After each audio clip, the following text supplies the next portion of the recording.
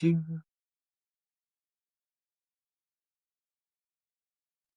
Hello, everyone, and welcome to Near and Rupar. There we go. Everybody came in all at once, 49 of you strong.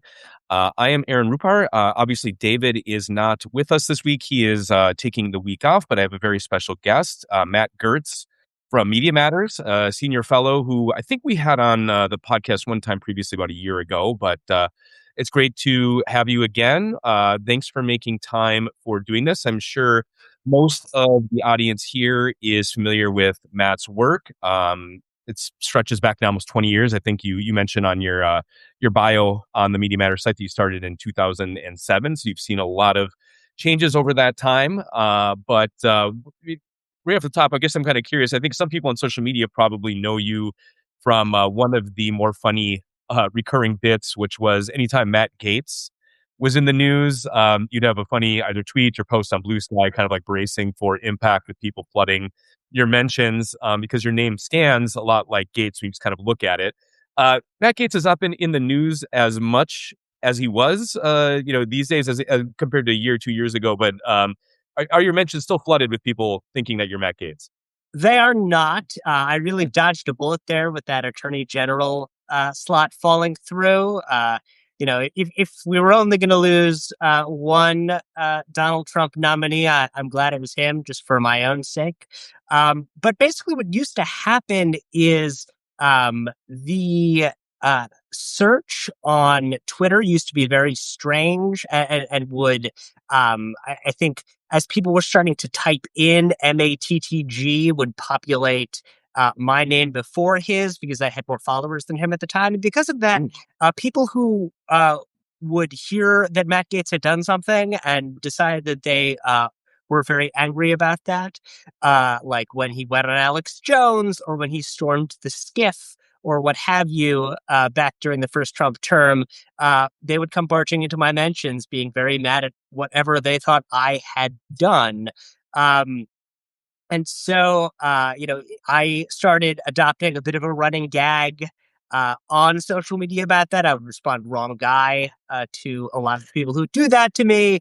Um, I would occasionally get into long running back and forths with people until they finally realized that they were talking to the wrong person. You have to have fun with something like that, otherwise you're just going to lose your mind.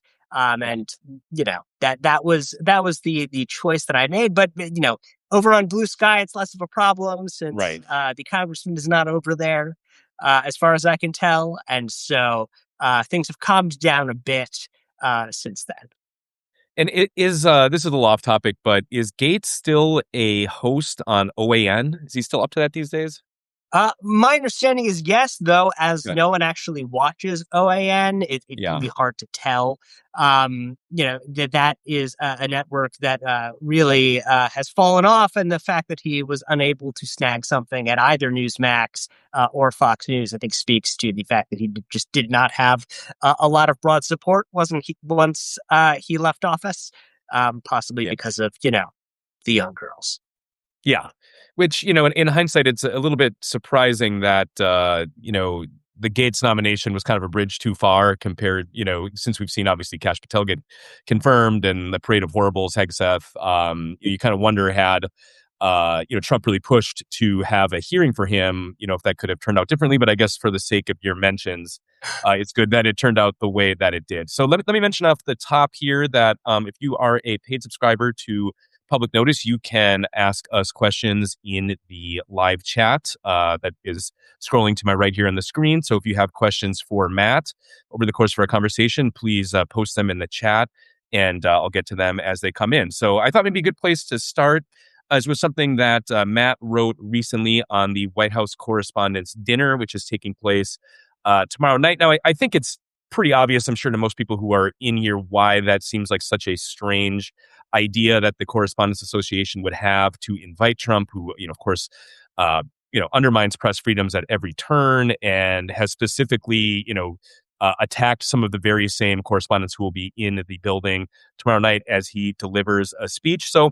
I guess I'm curious just to get your read on, why you think the Correspondents Association would invite Trump. Is it kind of like a Stockholm syndrome situation, or what do you think's going on there? I think it's a combination of traditionalism and a lack of imagination. So, just to zoom out a bit, the idea behind the White House Correspondents' Dinner is that it's an annual event in which the White House Correspondents Association, which is like the trade association for White House reporters, they raise money for scholarships for young journalists. They hand out awards. And every year they invite the president of the United States. The president always speaks. And usually, I think the theory of it is, it's an opportunity for the president to have a kind of light night with the press, tell some jokes, and at some point, express his support for the First Amendment and the freedom of the press. I mean, traditionally, that has not been a partisan idea. It is a sort of bedrock liberal principle that people from both parties could agree with. But that is no longer the case, quite obviously. There's always been a certain amount of criticism that this is an event in which, with any president, the White House and the press get too cozy and I don't want to diminish that sort of broader criticism, but I do think that with Donald Trump, there's just a different set of issues and problems that dinner creates and provokes. And so, I think what happened is they invited him every time during his first term. He always turned them down. And so I think they were kind of the dog that caught the car here. They invited him thinking that he was going to say no. He publicly said yes. And so they kind of were stuck because obviously you can't celebrate the First Amendment with Donald Trump. He doesn't believe in the freedom of the press to any real extent. He uses state power to try to cudgel news outlets into line. He is currently suing the New York Times and the Wall Street Journal and the BBC and the Des Moines Register and a few others I'm sure that I am forgetting. And so it doesn't really make any sense. But I think they kind of screwed themselves. They kind of got themselves stuck. They were so wedded to this tradition of inviting the president that they didn't imagine what could happen if he actually said yes. Yeah, and this is a little bit of a side point, but I wonder if you have any thoughts on the curious practice that we've seen more and more of Trump calling up individual reporters for, kind of amount to like verbal Truth Social posts, where you get this weird dynamic of reporters spanning from like Caitlin Collins to have seen like News Nation reporters, kind of tweeting, I just got off the phone with the president. Here's what he told me. There rarely seems to be, too many hard-hitting questions asked in the course of these interactions. But do you think this is kind of an intentional? I mean, I'm sure it is an intentional media strategy on some level that Trump is trying to implement here. And why would he do that? Do you think it's just kind of like a way to better control the message and sort of have the veneer of being accessible to these reporters? Or what do you think's going on with that? My understanding is it's the other way around. It's not necessarily him calling them up. It's that every White House reporter has the president's personal cell phone and he picks up when they reach out.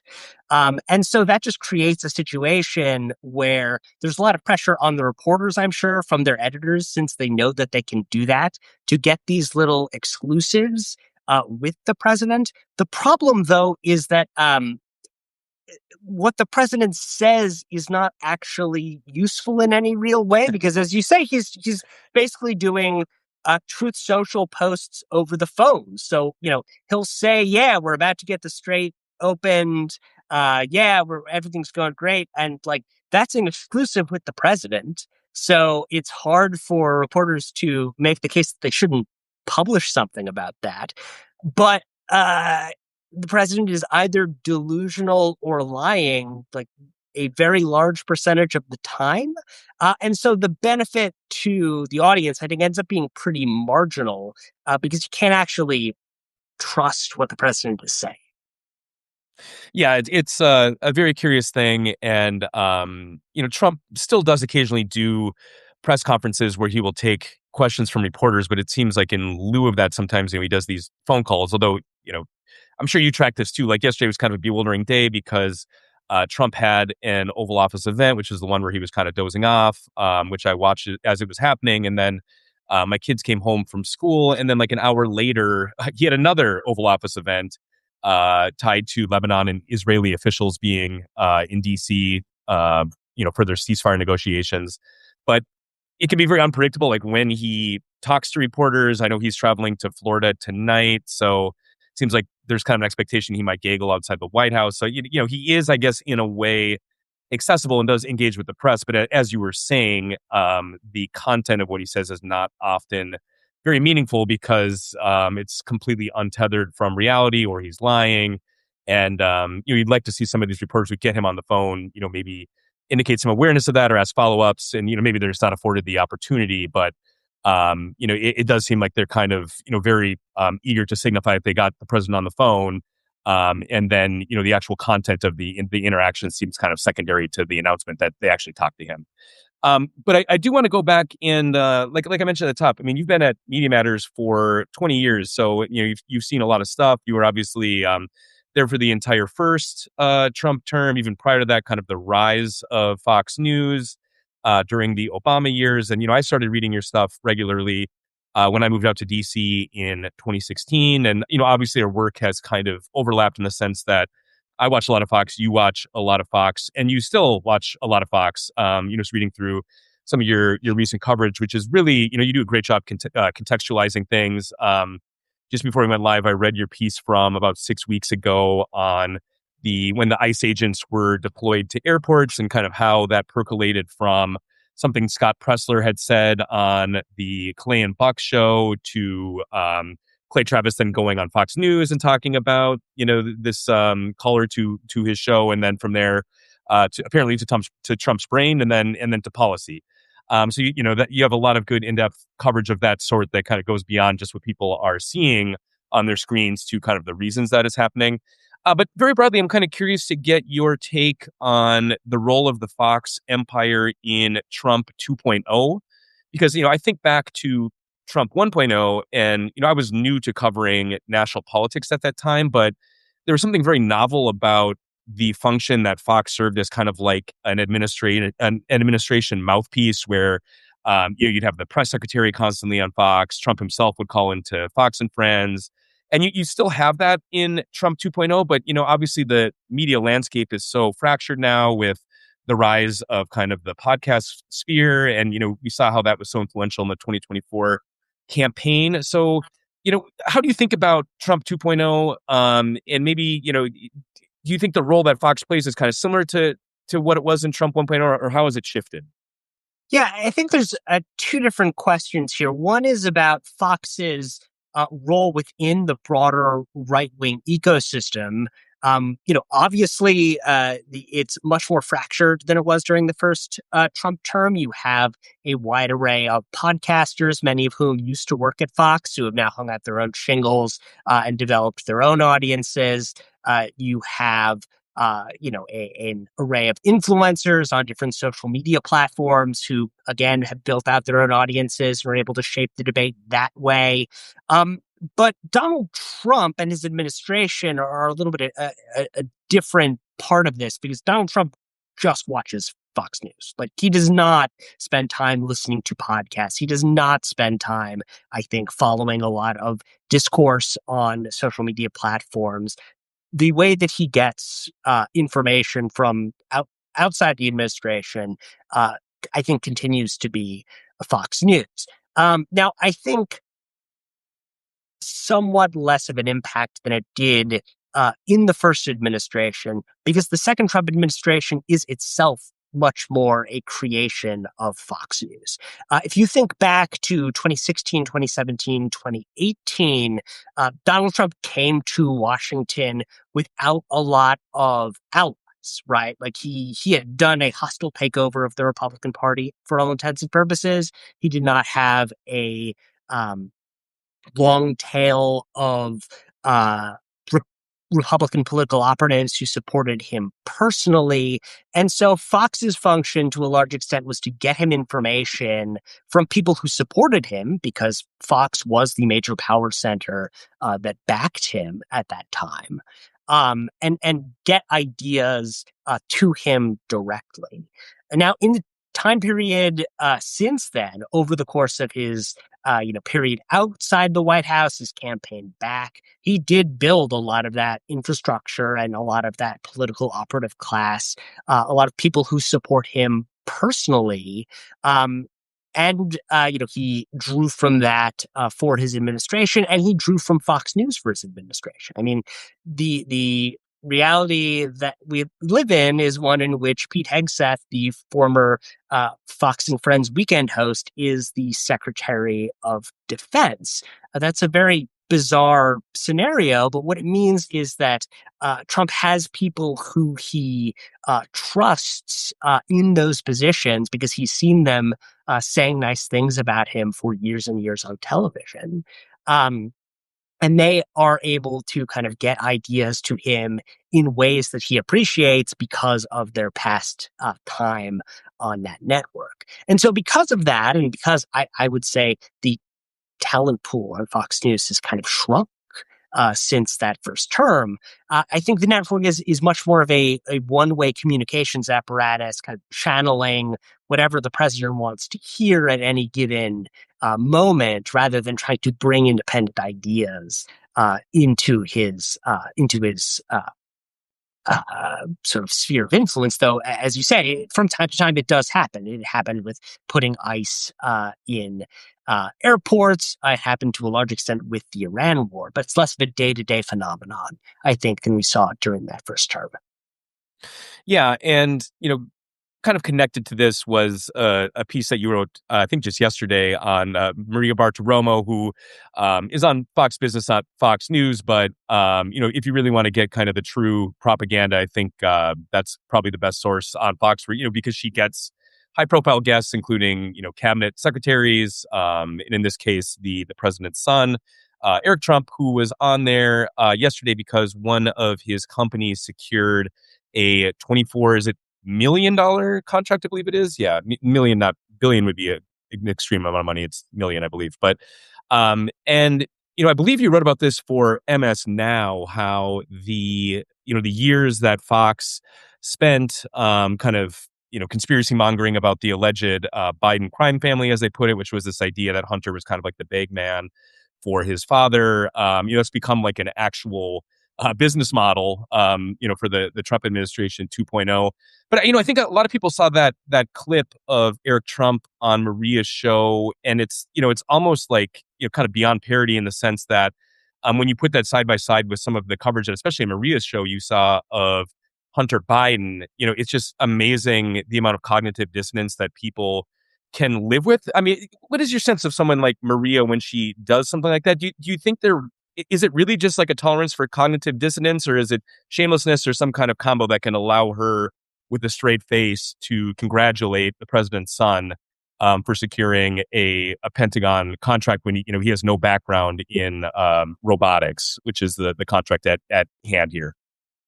Yeah, I mean, I think that it could be any of those, shamelessness, or just like an inability to comprehend that there is a very obvious parallel to something that she complained about for years. I mean, $24 million in the grand scheme of things, in the scheme of the federal budget, is not a chunk of money, but it is more than the entire total of international business dealings that the House Republicans complained that the Bidens and their associates had been paid over a period of several years. So, like, the I get very angry about this because, like, the looting that is going on from the White House to benefit the president and his family members is just like nonstop right now. It's orders of magnitude larger than anything that Hunter Biden did, or anything closely, even near any of that.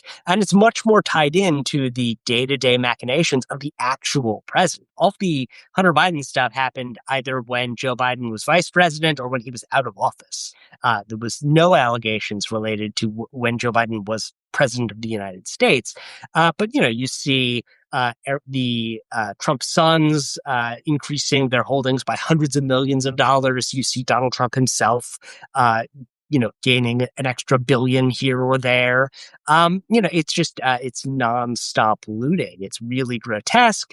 But Fox News's number one mandate is to just support whatever Donald Trump does.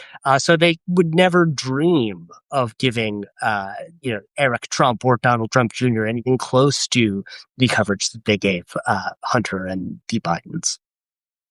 Yeah, and reminder here that if you have questions for Matt, please put them in the chat. I'm seeing some nice commentary about our discussion here, but no actionable questions as of this moment in time. So if you have them, please post them in the chat. Matt, I'm curious. I know you don't really write about this per se, but there was some discussion after, I guess, in the lead up and then immediately following January 6th of, Newsmax kind of cutting into Fox's audience because they were sort of outflanking Fox on the craziness, and like inciting the coup attempt, the whole stolen election bit.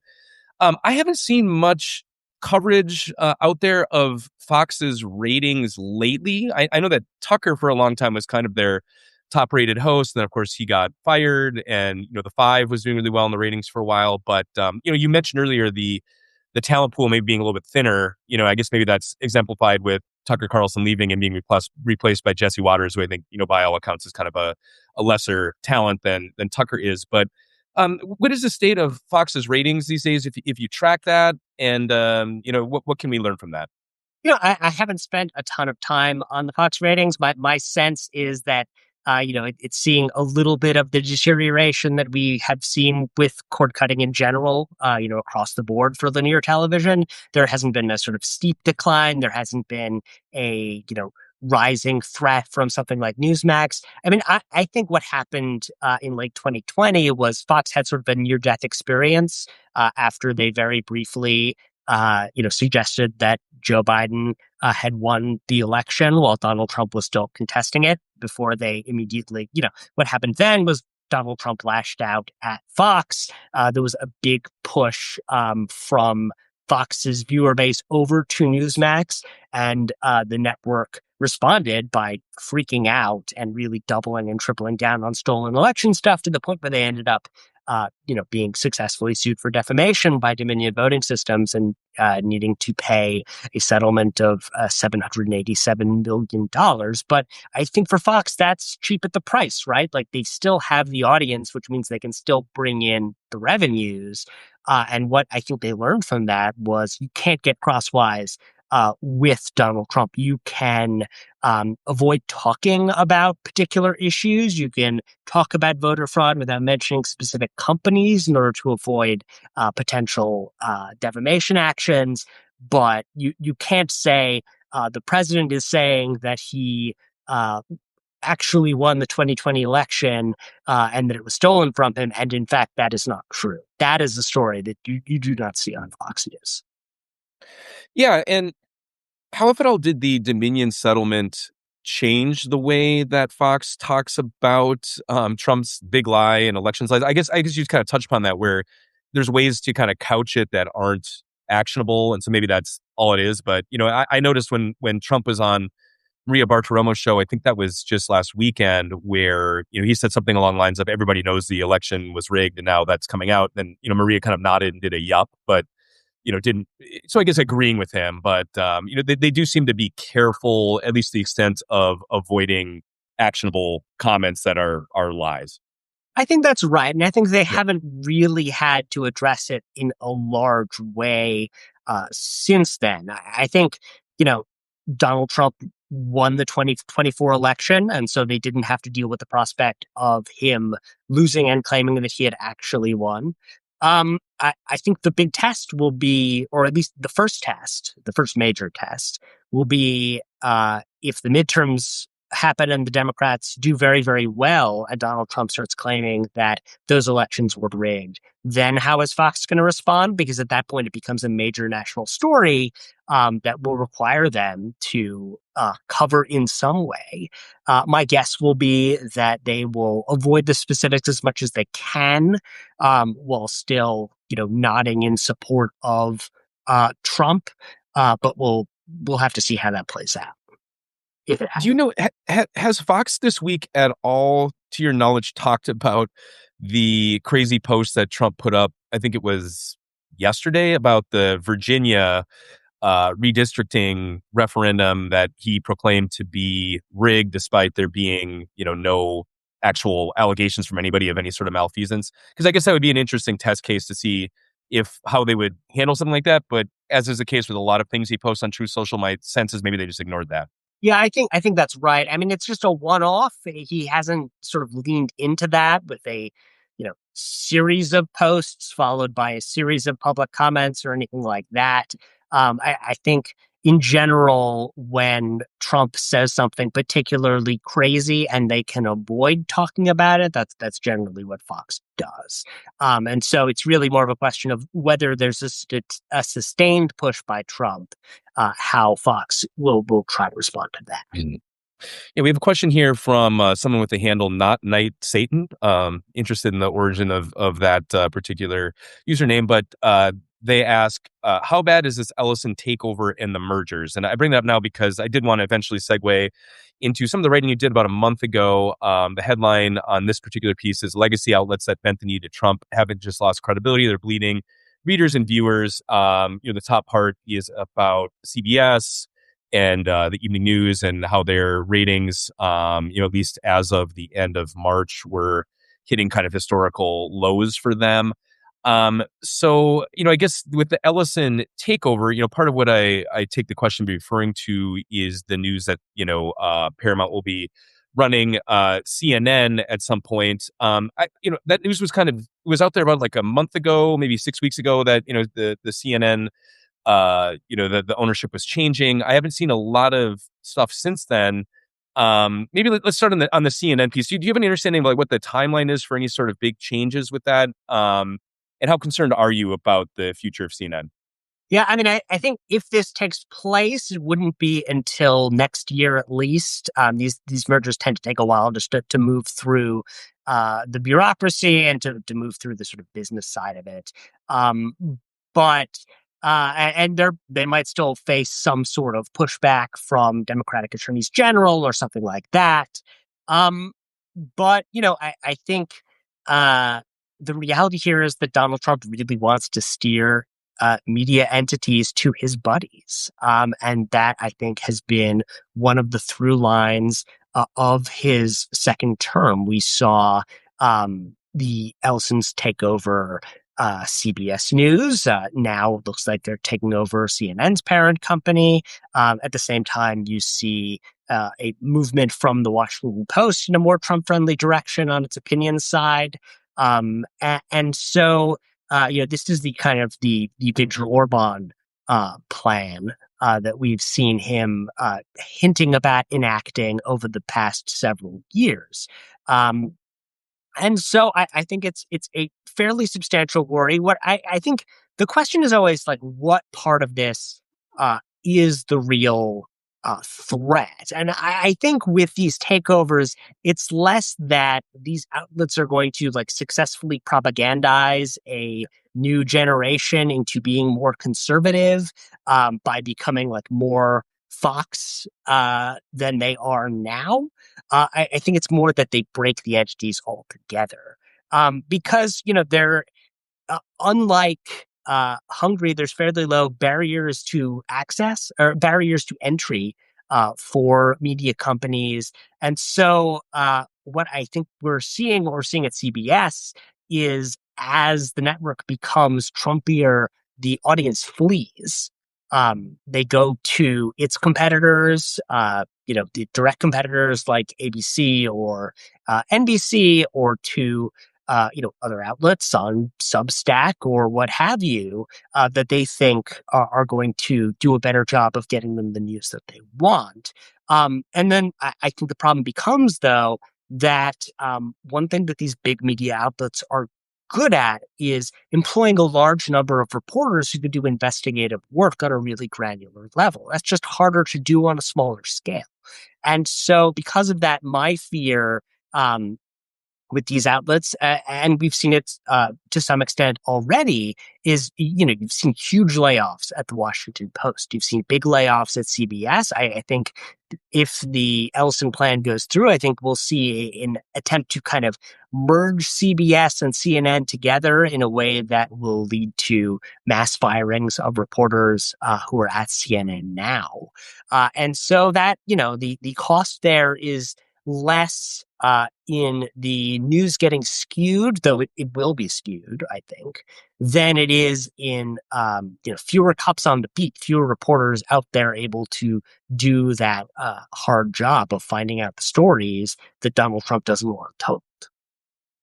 Yeah, and in your piece, I was really intrigued by, because I hadn't thought of it quite in the way that you lay it out. Why, when outlets like CBS make a bid for tapping into a more right wing audience, it's almost by definition doomed to fail, just given kind of the nature of right wing thought about mass media. But maybe explain that to people, why the very idea of we're going to maybe we'll lose some viewers on the left, but we're going to tap into this more right wing audience. Why that's kind of a doomed endeavor from the start.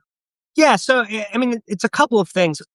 The backdrop here is you have a broad decline of linear uh, broadcast and cable news, right? You just have lower numbers of people tuning in part because there are just fewer people watching regular television. More people are getting, streaming services or what have you. There's just fewer people tuning in to watch the stuff in the first place. The second piece is that you have a broad decline in support for the press, sort of a broad decline in people who say that they trust the media. And that is overwhelmingly coming from Republicans, where the numbers are like 8-10% of Republicans who say that they trust the major news outlets. And so, it's what you see there is you end up with a business case that looks like this. It's like, well, obviously we need to do something different because the number of people who are tuning in is declining and will continue to decline. And we know that Republicans are the people who aren't currently watching. So what if we made a big shift in our programming to be more friendly to Republicans, and then we can bring in those Republican viewers and bolster our audience? We have two problems there. One is that those Republicans have been told for years, generations, that they can't trust the press by people who they trust a lot more than the people who run CBS News or the Washington Post or what have you. And they have developed their own tastes and their own set of media outlets that they prefer, like Fox News, that have pre-existing relationships with those viewers at this point. They have talent that the audiences are familiar with, and so on and so forth. So it's very, very hard to get those people to break their pre-existing relationships with avowed right-wing outlets and come back to these mainstream media outlets.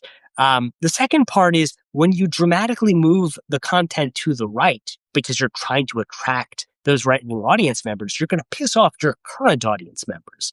And if you're watching broadcast media in the year of our Lord 2026, you are probably pretty liberal, because otherwise you would be watching Fox News. I think that's the harsh reality that CBS is running into now. They decided they had to make some sort of big change, which maybe they do if they want to maintain their current revenue levels. And then they found a thing that was a big change that they could make. But the big change that they decided to make ended up being wildly counterproductive. And now they're just kind of stuck because they can't swing back. Because it just wouldn't be credible to the people who have now dropped CBS to say, well, oops, we're going to try again. I guess we're going to bring you back. We're going to go back to the Murrow model that we have discarded over the past several months. But they're just not rebuilt. They're not bringing in those new viewers because those viewers were already well served by existing right-wing media institutions.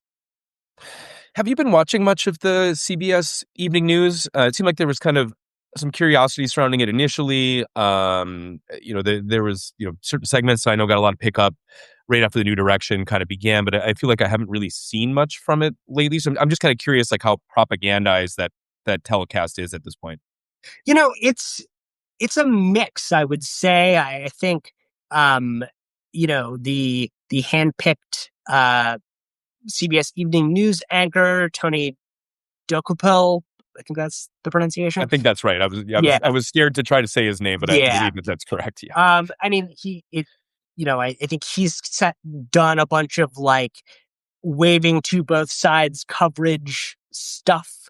But the actual newsroom, it has still been pretty strong. They did actually a very hard hitting report in which they got a soldier from the Kuwait base that was hit by Iran in the early days of the war on the record, sort of masked his voice and his appearance, but he was saying outright, like, Pete Hegseth was lying about this. We were unprepared for these strikes. They just did not do enough. It was sort of a very much a Benghazi situation. And CBS News were the ones who did that, and kudos to them. And that, I think, again, is my big fear about these takeovers. It's less about the day-to-day propaganda than it is about whether coverage like that will still happen 6 months or a year from now if they continue cutting away at the reporting core. Hmm. I wanted to bring up here in the time we have left one other thing that you wrote recently from early April that I thought was kind of fascinating about Laura Ingraham and how, for one glorious evening, she kind of broke from the Trump regime line on Iran and used her monologue to raise concerns about things kind of spiraling out of control in the Middle East in a midterms year, and then as you documented, basically the next night, which I think coincided with the primetime speech that Trump gave, which in hindsight was kind of pointless. People were expecting some big announcement, but it was just kind of the same stuff he had been saying for the month leading up to that about, the war being over, but we won, but we've almost won and we need to negotiate and, and so on and so on. Um, what do you think explains, when someone like Laura Ingraham, who obviously is quite plugged in with, the Trump world people, you know, kind of has a little bit of daylight one night and then snaps back into step with Trump and the people around him the next night.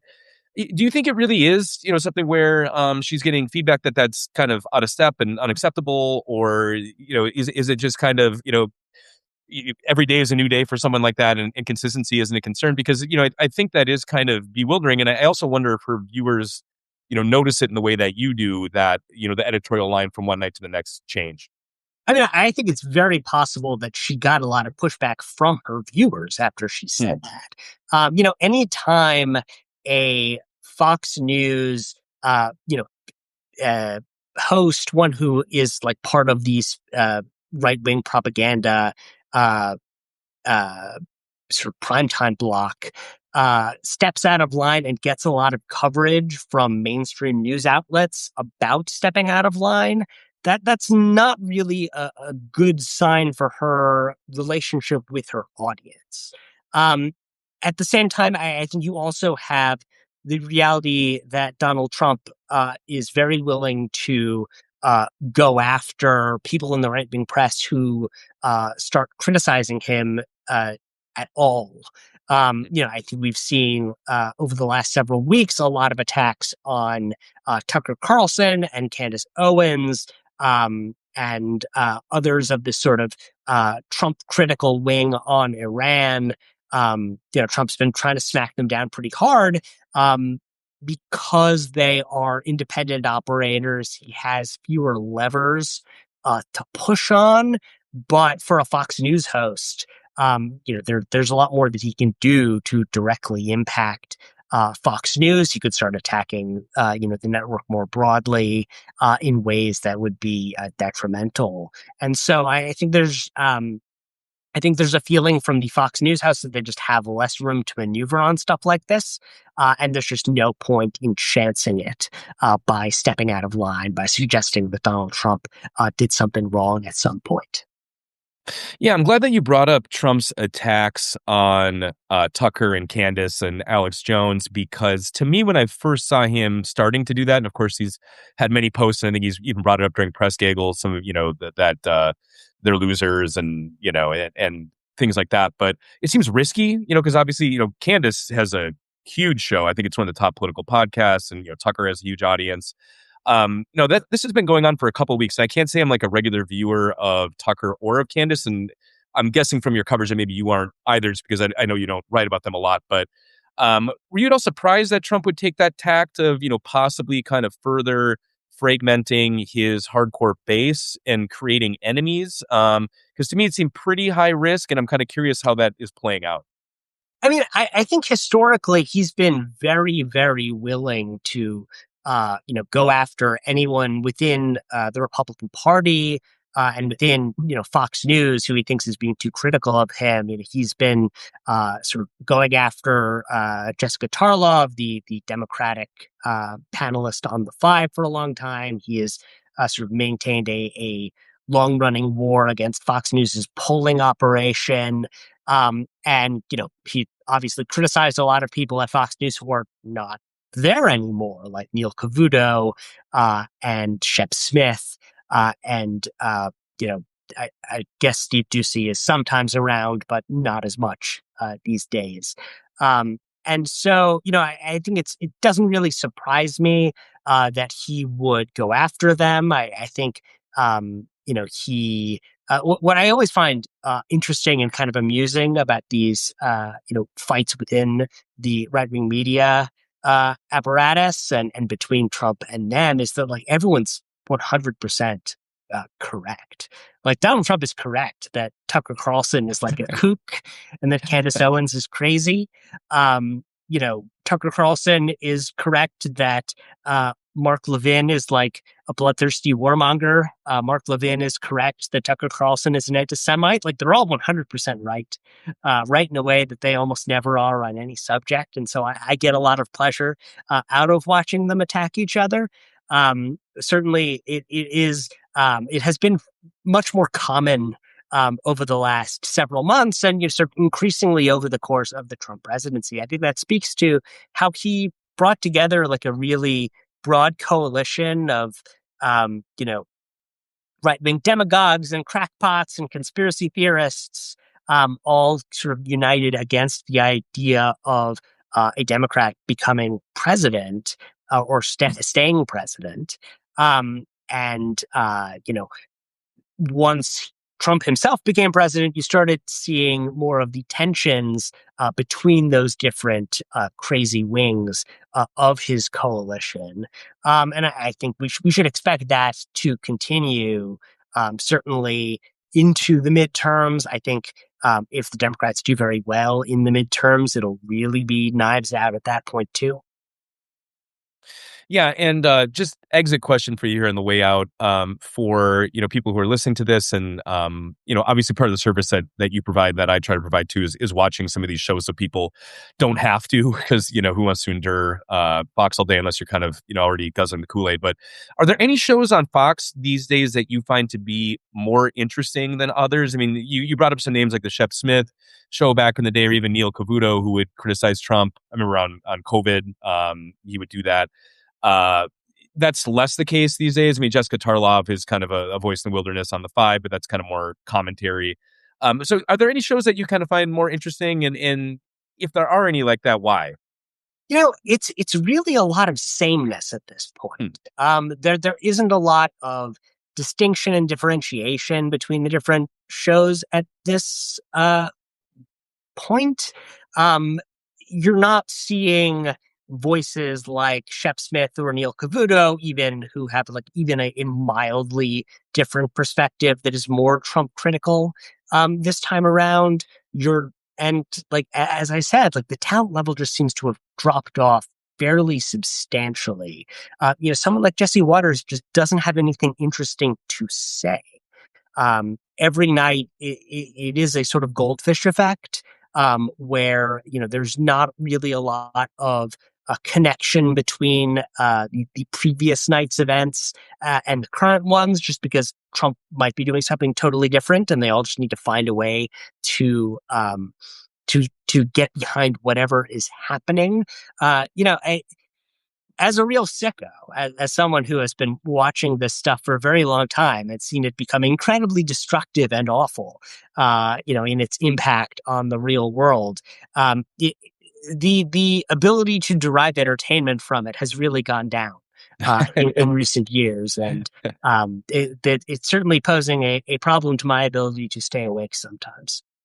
Yeah, I hear you. I mean, I get up and I still tune into Maria just because she does get, Scott Bessent or Lutnick or, kind of heavy hitters. Brooke Rollins will be on the show. And so at least they're kind of newsworthy interviews, and that, sometimes they'll say things that make headlines. But yeah, I mean, the sameness is kind of the order of the day on Fox, and it does make for monotonous viewing, even if their viewership is pretty entrenched and probably aging. And maybe next time we have you on, it'd be great to get into kind of more of the podcast ecosystem and kind of how that's cutting into the influence that Fox once had, and what that portends going forward. But Matt, thank you very much for your time today. Really appreciate you joining. Over 1,000 people are tuned in, so that's a great audience, and highly recommend, if you're not regularly checking out Matt's work on the Media Matters site. It's some of the best media commentary out there. And then you're also writing these days for MS Now. So anything that you want to plug here at the end? You can also follow me on Blue Sky at Matt Gertz, Gertz. Be very careful with that one, though. I guess it won't accidentally land on the congressman, since I don't believe he's actually over there. I did, when I tagged you, I had a couple people replying that there's a popular account called Matt Gates's Forehead or something like that, which I believe I follow. It's a parody account, but cracking a lot of jokes, and people were saying that at some future week I should have Matt Gates's forehead on as well. So I guess the joke, it still continues to trail you, even though you're not really. I guess you still are on X, but you're not posting as much, right? Or are you Blue No, Sky? I am not. I'm not posting on X. Okay. Well, good to know. I guess maybe I'm just seeing Matt Gates's tweets and getting you guys confused again. But yeah, thanks again for your time. Really appreciate it. And again, thanks for everybody for tuning in. We will see you next Friday. And Matt, keep up the good work. Thanks again for your time. Thanks so much for having me. Let's do it again. See ya.